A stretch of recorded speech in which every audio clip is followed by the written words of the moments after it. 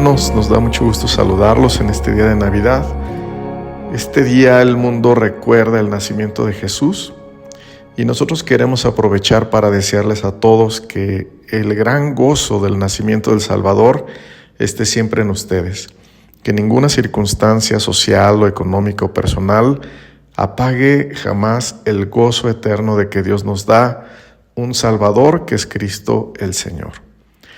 Precisamente Dios quiso que Lucas, el doctor, el escritor de este evangelio que lleva su nombre, nos explicara algo del contexto de cómo fueron los días del nacimiento del Señor. Él nos da un contexto político, social, económico, familiar, para que veamos que el día que el Señor nació, no todo era comodidad y no todo era tranquilidad. Pero Dios quiso que en medio de esas circunstancias prevaleciera el gozo del nacimiento de su Hijo. ¿Cuánto nos conviene volver a conocer este contexto del Evangelio de Lucas? Por esto les invito a que leamos el capítulo 2, versículo 1, que dice: Aconteció en aquellos días que se promulgó un edicto de parte de Augusto César que todo el mundo fuese empadronado. Veamos cómo el doctor Lucas habla de eventos políticos y sociales que tomaron lugar un poco antes y durante el nacimiento del Señor, porque se promulgó un edicto por parte de Augusto César que todo el mundo fuera empadronado. A veces como cristianos podríamos preguntarnos si ese contexto histórico y político de este tiempo era realmente importante registrarlo en la Biblia. Pero para el Espíritu Santo fue importante. Él quiso que se hablara de este contexto político y social. Además, el contexto histórico y político es importante porque en medio de cada circunstancia podemos ver la obra de Dios. De este modo, cada generación y en cada geografía, los cristianos tenemos un contexto histórico. Vivimos en un contexto político, cultural, económico. Y es importante que recordemos que el Señor está presente en medio de todos los tiempos. Y está presente y usa muchas de estas circunstancias para cumplir con su voluntad. Dice el Evangelio de Lucas, que estamos leyendo, que se promulgó un edicto de parte de Augusto César. Y este edicto, esta orden, era que todos fueran empadronados. Bueno, esta promulgación del edicto de este gobernante, Augusto César, hace referencia al nivel de autoridad que ya había alcanzado en esos días. Augusto César se llamaba Octavio y había estado disputando por el poder contra su rival Antonio y finalmente obtuvo la victoria en una batalla que se le conoce como la batalla de Actium. Pero después, cuando se elige como la autoridad indiscutible, entonces el Senado le llama a Octavio, le llama Augusto, que significa exaltado. ¿Qué pensaríamos nosotros de un político que permite para él mismo una exaltación al grado que le llamen Augusto o exaltado? Pues esto es lo que se vivía en aquellos tiempos. Ese era el contexto político o de gobierno que había. Y Lucas continúa diciendo que ese censo, ese primer censo, se hizo siendo Cirenio gobernador de Siria. Aquí Lucas habla de un primer censo porque hubo varios. Él mismo habla de otro censo en el libro de los Hechos, capítulo 5, versículo 37, en los que un hombre llamado Judas Galileo, después de perecer, sus seguidores se dispersaron. Y también el historiador Josefo registra otro censo en el año 6 después de Cristo y habla de cómo hubo revueltas o cómo había revueltas a causa de los censos. Un censo no era una cosa tan aceptada para los judíos porque tenían el propósito de reclutar soldados y de cobrar impuestos. Lucas parece indicar en ese contexto del censo de Cirenio que parece dárnoslo también como una referencia sobre los tiempos en que el Señor nació. Pero Cirenio fue gobernador de Siria en 2 periodos distintos, por lo que no se puede conocer el año, ni el mes, ni el día exacto del nacimiento del Señor. Reconociendo la inspiración divina de las Escrituras, podemos entender que el Espíritu Santo quiso ocultarnos el año exacto, el mes exacto y el día exacto de la fecha del nacimiento del Señor. Y lo mismo sucede con la segunda venida del Señor a la tierra. Quizá nos podríamos preguntar, ¿por qué el Señor escondió la fecha exacta? ¿Por qué Lucas solo nos da una referencia sobre un gobernante, pero este gobernante estuvo en 2 periodos gobernando? ¿Por qué el Señor escondió la fecha exacta del nacimiento? La razón de esta decisión divina no está explícitamente en la Escritura, pero entendemos que la Iglesia debe celebrar el nacimiento del Señor, la doctrina de la encarnación del Hijo, pero no idolatrar una fecha en específico. No es un ritual el que importa, sino el acontecimiento y el hecho cierto del nacimiento del Señor. Eso es lo que importa. Y esto es lo que nos trae gozo, alegría y celebración, que Cristo el Señor nació. Nosotros hoy haríamos mal en idolatrar un día, una noche, un mes o un año, pero haremos bien en alabar a Dios por el nacimiento de su Hijo. Lucas 2, versículos 4 al 6 dice: Y José subió de Galilea, de la ciudad de Nazaret, a Judea. Noten esta expresión, José subió de Galilea, y luego ya dice de la ciudad de Nazaret a Judea, a la ciudad de David, que se llama Belén, por cuanto era de la casa y familia de David, para ser empadronado con María su mujer, desposada con él, la cual estaba encinta. Y aconteció que estando ellos allí, se cumplieron los días de su alumbramiento.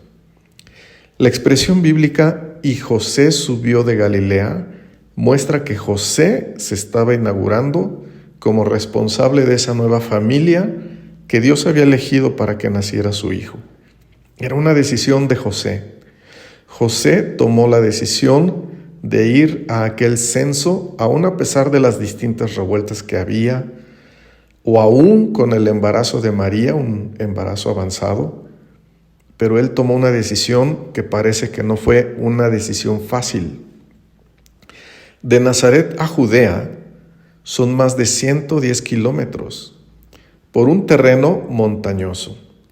Si fuera un camino plano y caminando un paso rápido, sin descanso, una persona tardaría más o menos 20 horas. Pero ellos debían ir al paso de María, debían descansar, debían además tomar un camino montañoso, así que era un viaje de varios días y varias noches con un embarazo avanzado. Fue una decisión difícil. De hecho, llama la atención que no fueron con ellos otros familiares de María ni otros familiares de José. No hubo nadie más que se les uniera en su decisión.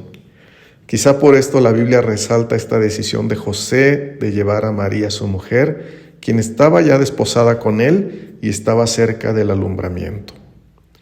Así que estos textos se resalta, por un lado, el carácter de José, pero también el carácter de María. José, por un lado, había decidido obedecer a Dios y tomar a María por mujer. Y también María había decidido obedecer a Dios y reconocer la provisión que Dios le daba por medio de José. María respetó la decisión de José y José buscó dirección de Dios en esta decisión. Decisión que no fue secundada, quizá, o no fueron acompañados por otros familiares o amigos, pero ellos decidieron ir. Es probable que José conociera lo que decía la Biblia, las Escrituras del nacimiento del Salvador en el libro del profeta Miqueas 5, versículo 2, que dice: pero tú, Belén, Efrata, pequeña para estar entre las familias de Judá, de ti me saldrá el que será Señor en Israel. Si José conocía este texto, él pudo haber visto que la orden del censo para que ellos fueran a Judá en esos días era también parte de la providencia divina para que se cumpliera su voluntad sobre dónde debía nacer Jesús. Así que vemos una familia de fe, una familia con un carácter obediente, que buscaban entender la voluntad de Dios. Y así, en ese contexto de situaciones sociales y familiares, es como nació el Señor. Pues Lucas 2:8 dice: y dio a luz a su hijo primogénito, y lo envolvió en pañales, y lo acostó en un pesebre, porque no había lugar para ellos en el mesón. Este texto ahora parece darnos un contexto económico. No solo el contexto económico de José y María, sino el contexto económico de Belén. Un lugar pequeño que era para algunos quizá insignificante. Era claro que no tenía los mesones necesarios ese lugar. Por otros textos vemos que los mesones no solo eran lugares de hospedaje, sino también de hospitalidad o de cuidado de la salud. No solo había viajeros ahí, sino que también ahí se daban cuidados de salud, pero había una escasez en el sistema de salud. Había una escasez en el sistema de salud. Podemos ver los contextos que Dios nos da por medio del Evangelio de Lucas. Un contexto de revueltas sociales. Aquel era el tiempo de los celotes, que eran grupos de judíos que resistían este dominio de Roma. Podemos ver que había disposiciones gubernamentales difíciles de acatar. Podemos ver también que había gobernantes que buscaban engrandecerse. Un contexto económico difícil, un contexto familiar, quizá sin la compañía que a veces se busca. Pero en todo ello había fe. En todo ello estaba la dirección de Dios. Dios usa todos los contextos para su propósito y su voluntad. Ahí había decisiones de fe de aquellos que Dios elige.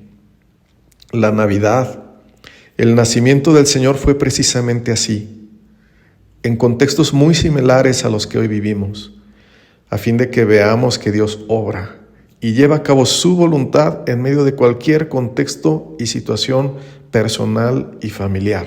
Dios obra, Dios está obrando en medio de toda situación. Fue en ese contexto que un ángel les dijo a unos pastores de ovejas: no teman. Y esa palabra la necesitamos hoy en medio de tantos contextos que tenemos. No teman, porque les traigo buenas nuevas de gran gozo que serán para todo el pueblo. Porque les ha nacido hoy en la ciudad de David un Salvador, que es Cristo el Señor. La expresión que usó el ángel, buenas nuevas, es el Evangelio. La palabra Evangelio significa buenas noticias. Estas buenas noticias son que Cristo el Señor, el Salvador de nuestras almas, el que vino para tomar nuestro lugar en una cruz, ya había nacido. Celebrar la Navidad es celebrar las buenas noticias del nacimiento del Salvador.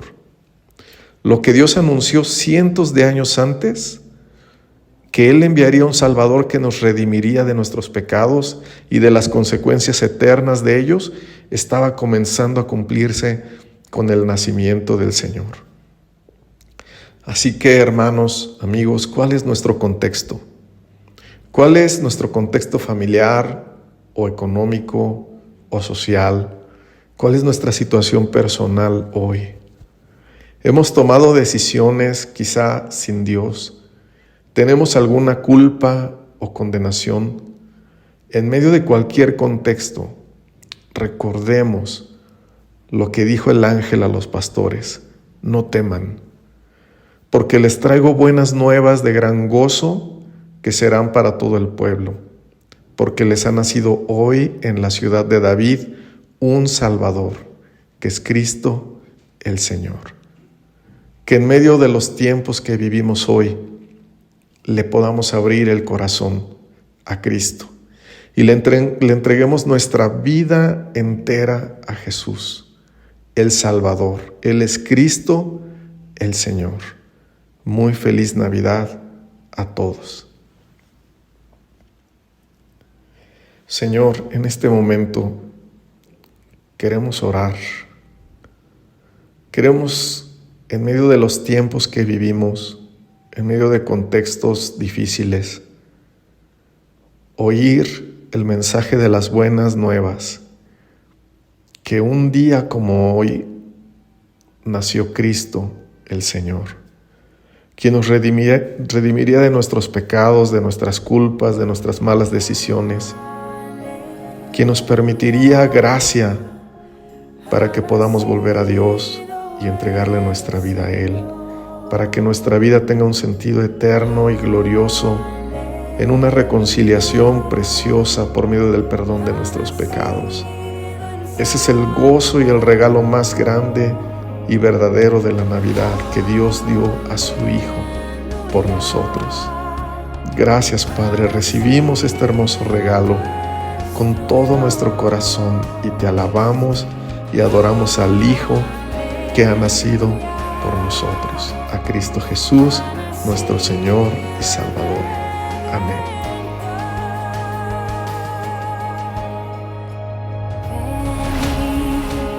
Fieles todos a ver